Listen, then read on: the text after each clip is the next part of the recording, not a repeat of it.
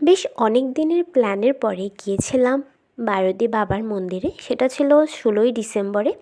তো ডিসেম্বর তো এমনিতেও হলিডে। তো হলিডেতে মানে পারিবারিকভাবে প্ল্যান করা হয় যে আমরা মন্দিরে যাব। তো গিয়েছিলাম সেদিন লোকনাথ বাবার মন্দিরে। লোকনাথ বাবার মন্দিরে গিয়েছিলাম বেশ অনেক দিন পরে। তবে সেদিনের পরিবেশ সব কিছু মিলিয়ে, যেহেতু এখন উইন্টার সিজন চলছে, তো উইন্টার সিজনে বাহিরে যদি একটু রোদ না ওঠে তাহলে কিন্তু ভালো লাগে না। তো সেদিন বেশ ভালোই রোদ উঠেছিল এবং দিনটা যতটাই রৌদ্রোজ্জ্বল ছিল ততটাই ওখানকার পরিবেশটা সুন্দর ছিল। মানে ফাঁকা ফাঁকা যে পরিবেশটা, এটাই আসলে ভালো লাগে। সবসময় মানে একটা গিজ পরিবেশ, ওইটা আমার কাছে একদমই ভালো লাগে না। তো এই সিজনে গেলে যে এত সুন্দর একটা পরিবেশ পাবো সেটা আসলেই বুঝি নাই। তো উপবাস থেকে মন্দিরে গিয়েছিলাম, সকালবেলা রওনা হয়েছিলাম। তো আমরা মন্দিরে যাওয়ার পর আম, বাবা বাবা লোকনাথকে তো প্রথমে দর্শন করেইছি।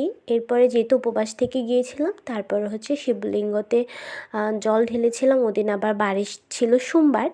তো সব কিছু মিলিয়ে পারফেক্ট একটা ডে মনে হয়েছিল সেদিন।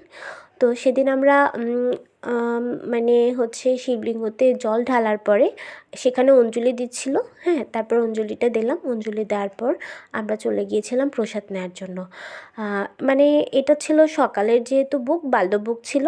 আমরা প্রসাদটা নিতে নিতে 12টার একটু পরে মনে হয় আমরা প্রসাদটা পেয়েছিলাম।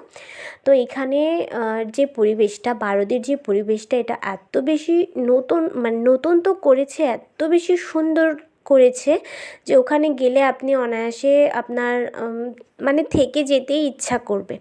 আপনি চলে আসেন, বা একদিনের প্ল্যানে যারা যায় তো তারা তো চলে আসে। যেমন আমরা একদিনের প্ল্যানে গিয়েছিলাম, দিনে দিনে যাব, মানে সকালবেলা যাব বিকেলবেলা চলে আসব, এমন একটা প্ল্যান নিয়ে গিয়েছিলাম। কিন্তু আমার মনে হয়েছিল ওইখানকার এনভায়রনমেন্টটা এত ভালো ছিল, সেখানে যদি আমি থেকেও যেতাম আমার কাছে খুব মানে ভালো লাগতো। যদিও কখনো থাকা হয়নি, তবে এবার মন্দিরে গিয়ে আমার থাকার খুব ইচ্ছা জেগেছিল।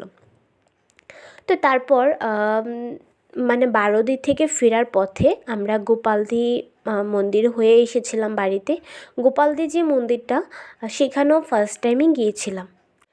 আমি, আমার মা ছিল, আমার ভাই ছিল, ভাইয়ের ওয়াইফ ছিল, অ্যান্ড তার ছেলে ছিল। সব কিছু মিলিয়ে আমরা পারফেক্ট মনে হয়েছে সব কিছু। মানে ফ্যামিলিগতভাবে যারা যায় তাদের মধ্যে একটা অন্যরকম আনন্দ কাজ করে। তো সেদিন সব কিছু মিলিয়ে এভরিথিং ভালো ছিল।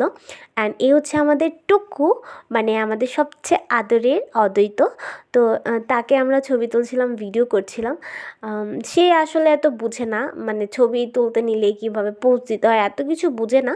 সে আসলে এত ছবি তুলতে চায় না, কিন্তু তার ছবি আমরা তোলার জন্য অনেক আকুল বা মানে খুব আগ্রহ নিয়ে থাকি যে তার ছবি ভিডিও করব। মানে আমাদের সবার থেকে বেশি তার ছবি আর ভিডিও আমাদের ফোনের মধ্যে হচ্ছে একদম ভরা। এরপর গোপালদি মন্দির থেকে ফেরার পথে আমরা যেহেতু অটো করে গিয়েছিলাম, রিজার্ভ অটো নিয়ে গিয়েছিলাম। তো অটোর যে আমার দাদু ছিল, উনি আমাদের পরিচিতই ছিল। তো উনি আমাদের এই মন্দিরটাতে নামিয়েছিল। এটা ছিল চিন্নচণ্ডী মায়ের মন্দির। এখানেও বেশ ভালো লেগেছিল, পরিবেশটা খুব ভালো ছিল, শান্ত একটা পরিবেশ ছিল।